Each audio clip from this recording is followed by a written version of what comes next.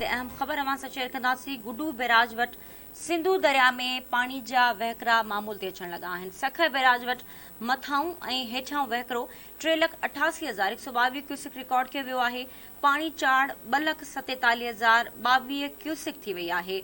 पाणी जा वहिकरा मामूल ते अचण बाद गुडू जा केनाल खोलिया विया आहिनि। अहम सूरतहाल बाबति तव्हांखे आगाह कयूं पिया। गुडू बैराज वटि सिंधू दरिया में पाणी जा वहिकरा मामूल ते अचण लॻा आहिनि। सखर बैराज वटि मथाऊं ऐं हेठां वहिकरो 3,88,122 क्यूसिक रिकॉर्ड कयो वियो आहे। पाणी चाड़ 2,47,022 क्यूसिक थी वई आहे, जॾहिं त पाणी जा वहिकरा मामूल ते अचण बाद गुडू जा केनाल खोलिया विया आहिनि।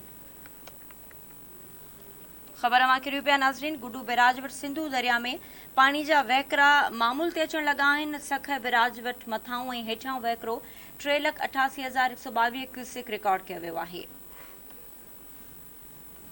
नाज़रीन, गुडू बैराज वटि सिंधू दरिया में पाणी जा वहिकरा मामूल ते अचण लॻा आहिनि। सखर बैराज वटि मथाऊं ऐं हेठां वहिकरो 3,88,122 क्यूसिक रिकॉर्ड कयो वियो आहे, जॾहिं पाणी चाड़ 2,47,022 क्यूसिक थी वई आहे, जॾहिं पाणी जा वहिकरा मामूल ते अचण बाद गुडू जा केनाल खोलिया विया आहिनि।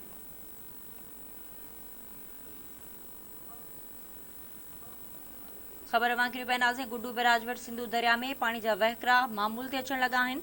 सखर बैराज वटि मथाऊं ऐं हेठां वहिकरो 3,88,122 क्यूसिक रिकॉर्ड कयो वियो आहे। पाणी जा वहिकरा मामूल ते अचण खां पोइ गुडू जा केनाल खोलिया विया आहिनि। ख़बर अवां किरियो पिया नाज़रीन। गुडू बैराज वटि सिंधू दरिया में पाणी जा वहिकरा मामूल ते अचण लॻा आहिनि।